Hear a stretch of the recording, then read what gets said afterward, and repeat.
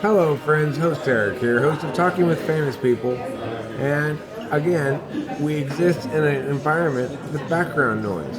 Why? Because of the exciting prospect of another new interviewee, whom I randomly hit up after midnight or around midnight on this fine Wednesday evening. And he, unlike most people, said, "What the hell? Yeah, sure, I haven't talked to you in 6 years. What the hell?" Done. So anyway, his name is Gatto, but he actually has a first name that I've never called him that, so I'm not going to start now. I don't think so. So, Gatto, tell us about where we are. We are at IHOP in what city? We're on IHOP on Manchester Avenue, and this is the city of LA proper, but if you go a little bit further east, you're in Inglewood. Okay, so are you somebody who works at the airport? I don't work at the airport. Are you somebody who participates in rap battles in Inglewood? Rap battles? Nah, bass battles. Bass battles? Yeah. Okay. Well, then my question is, why are you out here on Manchester by the airport? Out here on Manchester by the airport. Pretty much LMU is right off Lincoln in Manchester, which is by the airport. So in other words, you are a loyal Marymount student. Yeah. Now, are you a Catholic? A Catholic? I was brought up in the Jesuit tradition. I'm not religious. Does the fact that it's a Catholic school have anything to do with you going there? No. Although I do like their values. Right. You didn't start at LMU. That wasn't your first call. I went to UC Santa Cruz from right out of high school from September 2012 up until April of 2014. I finished my fifth quarter from home. What were you studying there? I was studying poli-sci, and I'm still studying poli-sci. I went to UC Santa Cruz. Yeah. I'm a banana slug myself. I graduated from there, but you came back here due to an unfortunate happening, Yeah. which is death of a family member. And you've been back since, I take it, which is what year did you come back? To LA. Yeah. Originally in November, I came back in November 2013. I finished my following quarter from home. Yeah. Okay, so what do you remember when you... I didn't have you for all 3 years of your middle school, right? Yeah. Some of the middle schoolers, my former middle schoolers, I had them for all 3 years. I had you, I think, for not even a full one, did I? Or did I have you for a full one? It was part of one because Part of one. Miss Bandu got fired in 2008. Good old Miss Bandu. Yeah, she was good, but you were good too. I don't know. It wasn't here or there. Yeah, so I had you as a student for like a quarter, right? For a semester. Okay, for a semester, Yeah. and that was about 6 years ago? Yeah, 2008. Okay, now so that would be 8 years ago. Yeah. 8 years ago. All right, so I had you for as a student for one semester 8 years ago. Now you stayed at Burbank for high school, didn't you?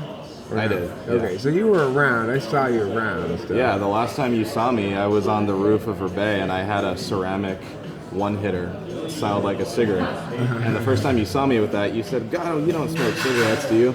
And I don't, as a matter of fact. And on the last day, you got closer to it, you saw it was shiny, and you said, "That's not actually a cigarette, is it?" Well, understanding that I wouldn't want your young mind to be poisoned by marijuana. Yeah, right? So, but basically, you haven't really had a class with me for like 8 years. You know, No. what do you remember of middle school? Middle school as a whole or middle school at Rebay? Middle school at Rebecca. Middle school at Rebay. It was... Gosh, middle school at Rebay.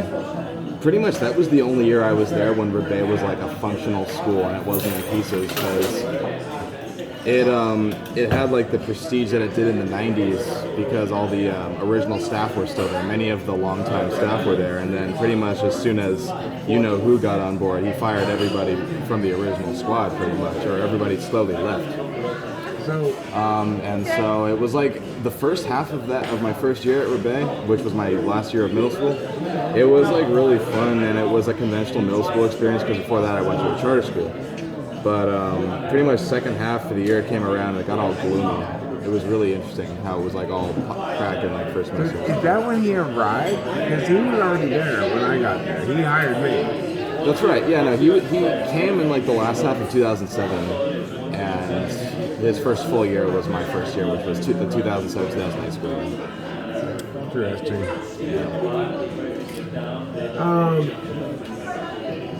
So, and that's the year I was hired in. Yeah. That's weird. When you get hired in a situation like that, you don't know what's really gone on beforehand. And I heard about some like stuff that had happened before, but it felt like ancient history. It didn't feel like this was. I was walking in and the city was still burning behind, the person who was there before me. Which is I think what it was kind of like. Which was like I came in at the tail end of this firestorm of firings. Yeah. So, But to elaborate further on better things, Rebay, which I came to in 8th grade, my last year of middle school, it was fun. It was a conventional middle school experience as opposed to a charter school middle school experience. My previous school was fun but interesting. It was one big classroom and everybody was off in little groups. Burnouts and Eagle Rock. And yeah, a lot of pretty girls. Typical 8th grade drama, the school trip. There's drama on the school trip because the guys and the girls are like in different rooms and they're like calling each other up. So yeah, it was like classic middle school experience if you can envision that. Well, the thing is, that middle school was really fun for my first 4 or 5 years there, or whatever I was there for. I don't remember, but I really enjoyed the hell out of it. For a while anyway, because they got really cool students there. Yeah. Students were really cool, and I liked Mrs. Murphy. I liked Grannis. Yeah. Rotating science teacher was fun. Yeah. They had a different science teacher, but it seemed like every semester. Anyway, he played a lot of music in the school, if I remember correctly. Yeah. Las cremas que hay adentro. Thank you. I see. 271. No. Okay. What she say? I didn't hear her. She said bring him cream and then bring their food. That was the first thing she said. I didn't hear the second part. Oh, I know what she said to us. Oh, I didn't hear that part. Yeah. She said something like, "There's two in there, guys." Anyway, well, hey, we got a video. We can check the video later and we'll find out. I'll let you know, okay? I'll let you know when I get home and watch it. Okay. I'll say, this is what she said. She said, that Gatto guy. I don't like what's there. Yeah, that's usually what people say, especially at LMU. So I think of you as being a member of this group of people. Ethan, Gatto, Anthony Giannassoni. Yeah, sounds right. And Alistair. Anthony's a year younger than you, that's right. Yeah, he was a friend of ours. The main trio was like me, Alistair, and Ethan. And you guys all play music together. Yeah. And do you see those guys? No, Alistair I keep in touch with. We talk sometimes. Ethan I haven't seen since I graduated. I would see him at functions like my senior year because my second half of senior year I started getting out for the first time in my life. I'd see him I think sometimes, but I don't think he wanted to keep in touch. I just hit him up after I got home from my first quarter at Santa Cruz. And I invited him to all my parties, but I just didn't hear much from him after that. Yeah. Interesting. Anthony, I was still in touch with Anthony, and he mentioned Ethan the other day, but didn't really get any information. It didn't seek any, you know. Yeah. But I think of that group of students as being comprised, as comprising. That's right. I've read one time in a magazine, you shouldn't be comprised of. It's the thing comprises something, right? Yeah, that's right. So I took that and I said, "Good." Anyway, I think of you guys as comprising 4 or 5 different little subgroups, right? And your subgroup was always more interesting than most of the other ones because you guys seem to be doing creative stuff, right? Yeah. So, how has you're a poli-sci major? You're not like a music major or an art major or something. What were your perceptions? What were you anticipating doing with that when you were that age, and how have those changed since then?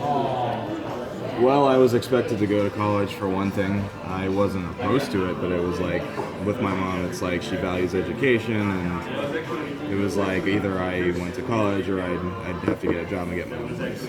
And I was alright with going to college because, specifically about politics, I was always an AP government nerd, and I was always like real into AP government. That was senior year. And even before that, like local politics were always a subject of the dinner table, you know, LA politics and state politics. So I was already of anything that was academic, it was probably what I knew best.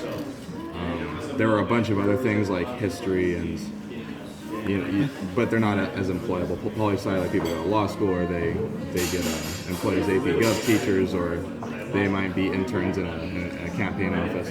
So I was willing to do that, but I discovered midway through that I really love urban planning and public policy because I love LA, and I know it backwards and forwards, and I know which problems face which parts of the city. So politics is for me, but I never want to be a bigwig. I just want to be at a local level where I can actually see my change being effective. Well, got some news for you. Yeah. I'm running for president 2020. Okay. Good. I'm gonna run for president 2020. I'm gonna win it in 2024. 2024, yeah, because it takes one time. Yeah, you're gonna lose the first time. So that's fine. Thank you very much. Thank you. Cool.